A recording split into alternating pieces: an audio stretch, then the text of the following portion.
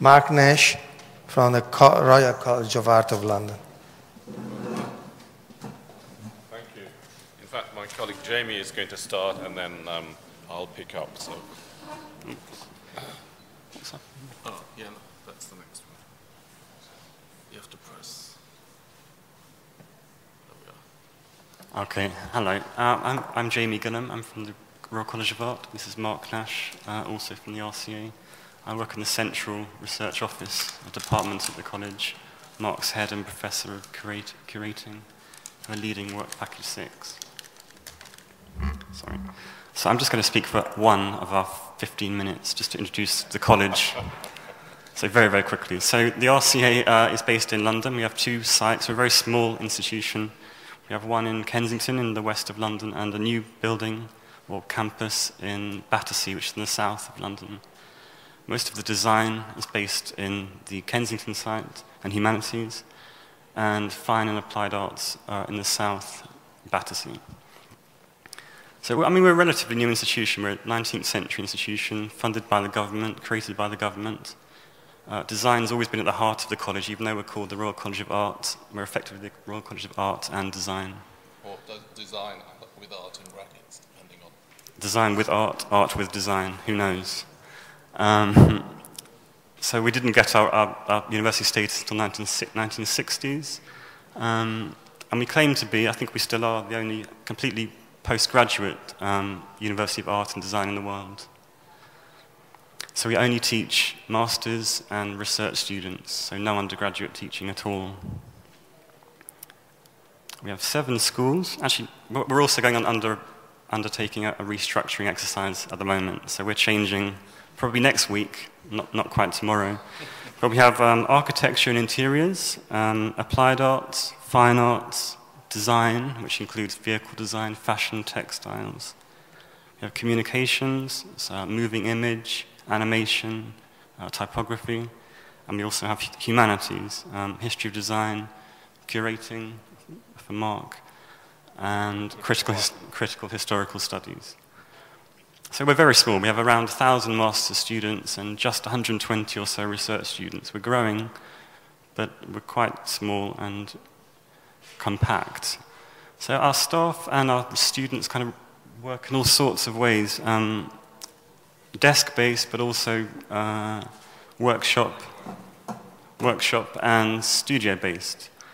And we have all sorts of outcomes, research outcomes and outputs, beyond the kind of traditional published forms of research. We also do research as practice very strongly, prototypes, designs as research. So like all of you here, we claim to be a kind of center of excellence in research in our field. We also have our flagship research center is the Helen Hamlin Center for Design, which leads healthcare and inclusive design, particularly for people with disabilities and aging populations.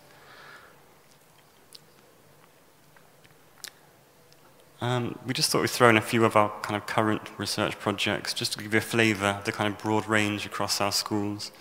So some of it is kind of moving image and increasingly moving image-based research, practice as research, as well as more traditional humanities-based research. The Viennese Café was a recent project which looked at the café historically, and Fin de siècle culture, and then much more kind of applied and design-led research. So we're currently redesigning the ambulance for the NHS in the UK. We're also looking at ways of designing out error in kind of hospitals. And like you, we have a whole range of funders, and we have kind of some experience of European funding, but this is going to really hopefully kickstart our European drive. And so Mark's in CCA, and he's leading Work Package 6, and I think you can talk about the department. Yeah, great. Well, thank you, MeLa. Thank you, Polimi, for inviting us. I'm very pleased to be here. As Jamie says, I'm leading this Work Package 6, the Department for Curating Contemporary Art. was funded, co-funded and co-founded by Arts Council England and the RCA in 1992. And it was the first postgraduate program to specialize in curatorial practice as it relates to contemporary art.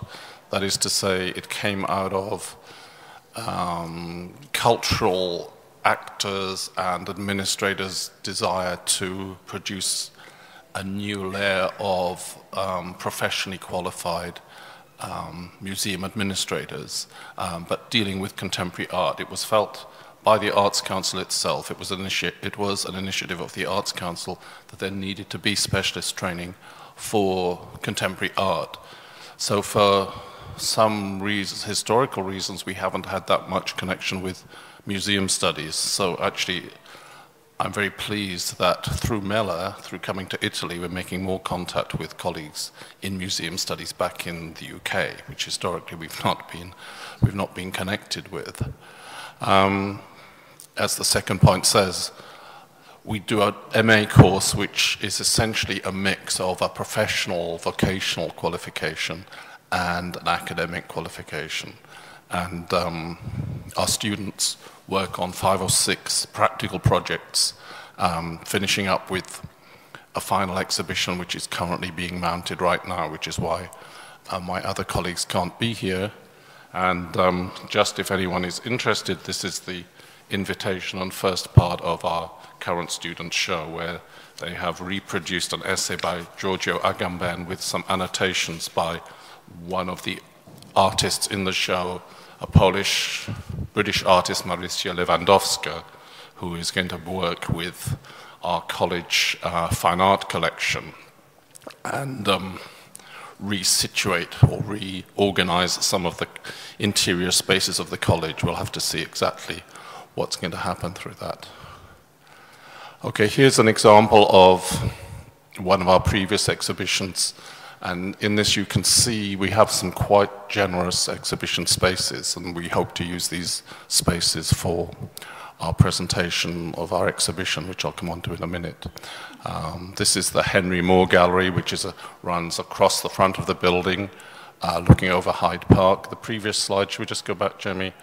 Runs at 90 degrees to that north-south. Sorry, let's go back to that one for a minute.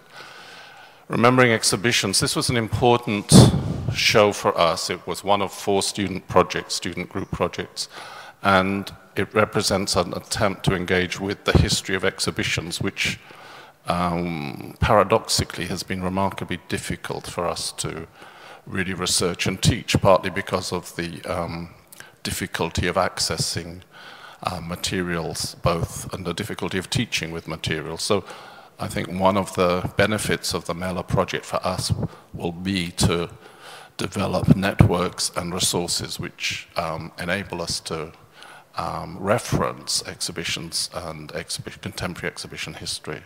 At the far end of the slide you can see part of an independent group exhibition that was put on at the ICA in the mid-1950s, which has been recreated. And you can't see the detail, but the row of photographs is Hans Hacker's photographs of Documenta 1 and so on. This is a project where both artists and curators have gone back and interpreted or represented material from a number of important exhibitions.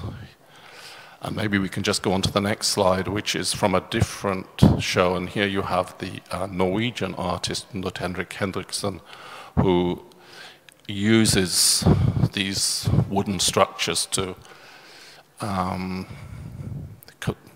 obstruct or reconfigure the way a viewer moves through the space. Some of you may have seen his intervention in the Hamburger Bahnhof, where he blocked off the central apse of the building completely, so you had to go through this, as it were, the side passages. Here it's a little bit more gentle, but nevertheless it's a very dramatic intervention in the space. Okay, so the Department of Curating Contemporary Art has 15 research students enrolled in PhD and MPhil programs. We're in the process really of setting up a curating research group, and the MeLa project has helped us to move that forward. We have had for a while a particular focus on post-colonial. I'm using that word rather generally because it also includes a concern with indigenous art and representations of indigeneity and the connection of the post-colonial to the indigenous, which we may come back to a little further on.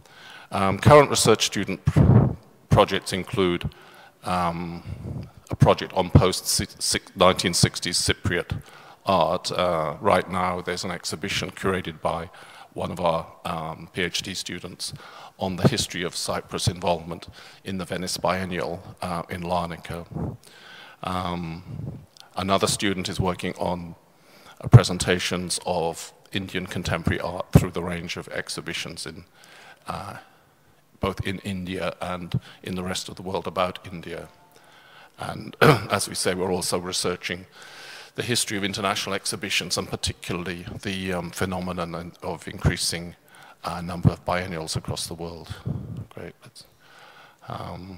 So we're leading on work package 6, and we're collaborating with the Orientali on their investigation of cultural memory. And we've also been talking already with MACBA on developing a shared bibliographic resource specifically on exhibition history, and I think MeLa will talk about that a little bit later on. I put myself down as the project leader. I'm the project leader. I haven't named, oh yes I have on the next slide, there we are. Claire Caroline and Kit Hammonds, who are jointly at this moment organizing the student exhibition. And Claire was formerly a curator at the Hayward Gallery and is now the deputy head of department. And Kit Hammonds, who used to be a curator at the South London Gallery and the showroom. And the two of them, with their expertise in exhibition making, together with myself, will have a major input in the exhibition process, which forms the main output of our work package.